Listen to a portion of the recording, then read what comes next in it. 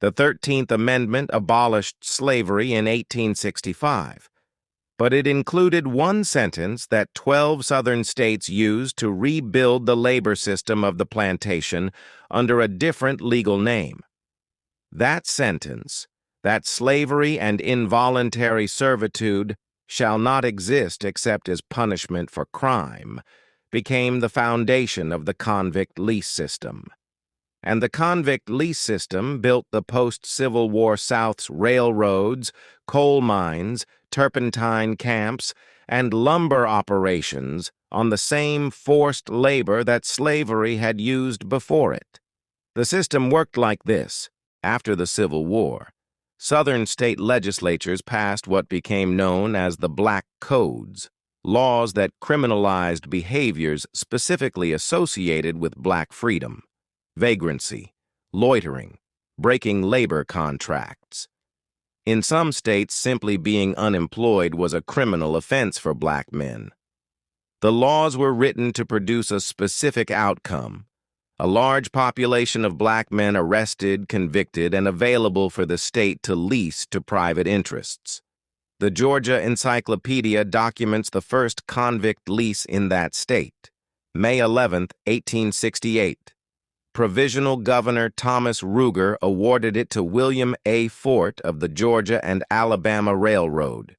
From that first contract, Georgia leased 1,100 prisoners to 3 companies on 20-year terms for the combined sum of $25,000. The companies became responsible for feeding, clothing, guarding, and punishing the men. What they did with that authority and what conditions those men worked under was largely left to the company to determine. 12 postbellum Southern legislatures embraced the system. Mississippi began convict leasing in 1867. Louisiana, Arkansas, Tennessee, and Florida followed. Texas and Louisiana, at various points, leased entire populations of their state penitentiaries to single lessees. The industries that used convict lease labor were the industries building the New South: railroads, expanding rapidly across the former Confederacy using leased labor that cost far less than free labor; coal and iron mining, particularly in Alabama, where prison labor fueled the rise of Birmingham as an industrial city; turpentine camps in Florida that depended almost entirely on incarcerated workers; lumber operations across Mississippi, Georgia, and Louisiana; cotton plantations that found convict lease labor a cheaper alternative to paying wages to free black workers who could leave. The Encyclopedia of Alabama documents what happened inside the Alabama system. By the 1880s, nearly all of the several thousand state and county prisoners working under the convict lease system labored in coal mines around Birmingham. The vast majority of those men were black. They had been convicted under racially discriminatory laws, sometimes for offenses as minor as the black codes could manufacture. And they were working in conditions that the documented record describes without euphemism. Annual mortality at some Alabama operations exceeded 30%. The companies had every economic incentive to extract as much labor as possible from the men they leased. They had no economic incentive to keep those men alive, because if a man died, the state would simply provide a replacement. The cost of a death to the company was a new lease fee. The cost of a death to the man was his life. On April 8, 1911, an explosion rocked the Banner coal mine of the Pratt Consolidated Coal Company in Jefferson County, Alabama. 128 miners died in the dark corridors. Many of them were convict laborers, men who had no choice about being in that mine, who had not chosen the work, and who had no legal recourse for the conditions that put them there. The states ended the system at different times. Mississippi abolished convict leasing in 1894, Tennessee in 1896, Louisiana and South Carolina in 1901, Arkansas in 1913, Texas in 1914, Florida in 1919. Alabama, the state that had built its entire industrial economy on convict lease labor, did not end the practice until 1928, 63 years after the Civil War ended. But the end of convict leasing was not the end of the system. The system simply changed form. When states stopped leasing prisoners to private companies, they began operating the same labor model directly as state-run prison farms.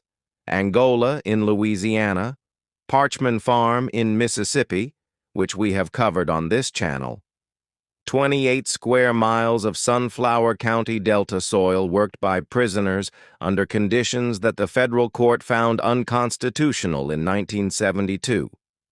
Ramsey Farm in Texas. The New Georgia Encyclopedia summarized what happened precisely. The abolition of the lease system did not result in the end of convict labor.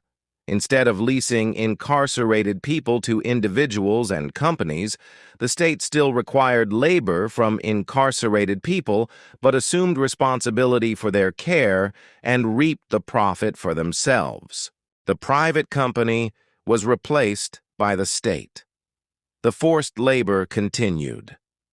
The connection to land is direct and documented. The railroads built by convict lease labor opened Southern territory for settlement and plantation development. The same railroads whose land grants we covered earlier this summer.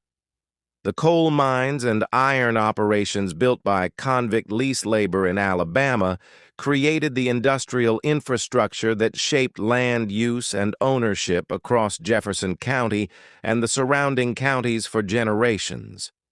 The turpentine camps and lumber operations that used convict labor cleared southern forests on land that those operations did not own, converting natural forest into the kind of worked-over terrain that eventually went into timber company land holdings. The same men who had been promised 40 acres and a mule, and had that promise broken by Andrew Johnson in 1865, found themselves arrested under Black Code vagrancy laws and leased to work the land they had been promised. On railroad lines they had no ownership in.